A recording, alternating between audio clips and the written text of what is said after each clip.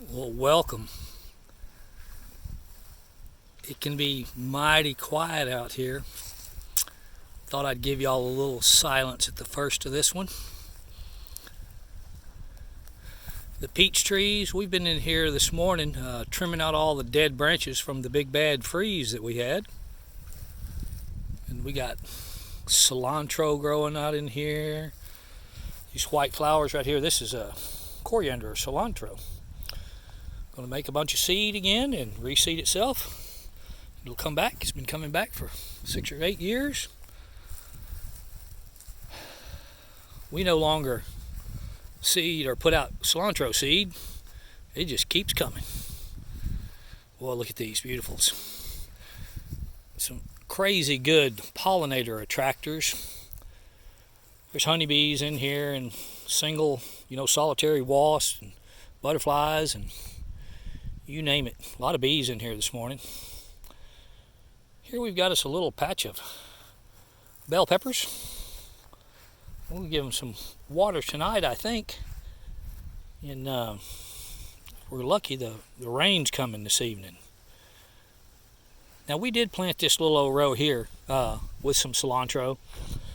This part of the early in the winter, or late in the winter really.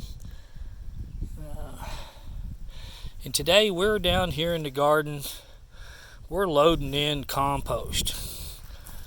Boxes and boxes and tractor loads of compost. Filling up these rows we dug out a few weeks ago or a month or so ago and planted this fine row of green beans. That's going to be a hell of a mess if the deer stay out of it.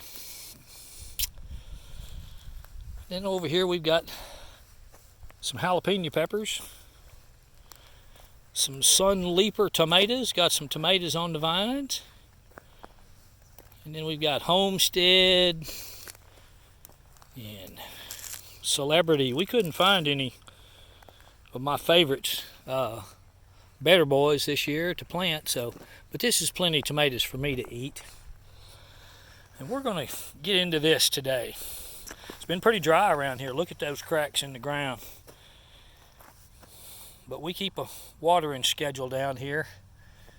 And if we had these rows filled up, they would hold a lot more moisture. That's why we did that today.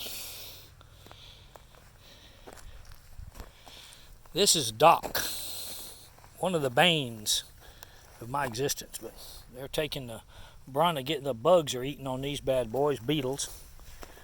Hopefully they'll leave everything else alone once we get going on around here. There's my compost pile that I'm digging out of. I got a few years left. We've got a lot of attractant going on here. This is we've sold y'all before. We got it's a cross between a mustard green and spinach. It's called Tender Greens. It's got some really good tasting leaves on it. Here's another bane of my existence, a nutgrass. We're trying to kill it. Trying to be very selective. We don't normally do this, but this stuff has gotten a hold in here, and I have got to kill it. Kill. Boy, look at this. This is one of the finest rows of carrots I've ever grown, and I've grown some fine rows of carrots. More cilantro. We like to put stuff out for our attractants, or to attract the beneficial insects, pollinators. See, there's a little solitary wasp doing this thing right there. We are lucky that we didn't have a worse pollinator kill-off from the freeze that we had. Here we're pulling up roots and bad stuff, and pulled up a lot of little baby carrots over there. And in this row, we've got Swiss chard, yellow squash, carrots, some lemon basil growing in here. We just kind of throw it all together, and there's a bunch of tomatoes coming up in this row. They came up from last year's tomato crop. I don't know what they are. Hopefully they're the Better Boys. Oh, look at this. Sorry about moving so fast, folks. Look at that beautiful, beautiful, beautiful row of beets here. One of my favorite foods. I know a bunch of y'all folks don't like beets. That just makes them more for me. And some Swiss chard. We planted Swiss chard in here with the beets. They are they're cousins. Swiss chard and beets, same family. And here's a bunch more of the lemon basil. And all this came up from last year's seed. And here we got some these squash cucurbits. Cucurbits are known to breed with themselves, and they will make hybrids real easy. You can't grow them together a lot, or otherwise you can't get true seed out of it. So I don't know what this is, but this right here allows all the stink bugs and squash vine borers and stuff like that. They'll come and get on these big old leaves first, and I just have to look through these guys and kill everything I can find every morning. We get in here and there's some little bitty beetles that's been eating on it. You can see those holes in there. They got a little old striped beetle. I don't know exactly what the name of it is. But then we've got more carrots over here and a bunch of natives in here that are good to eat that we leave growing every once in a while. Another row of carrots that we did not get to clean out as well as we had hoped to.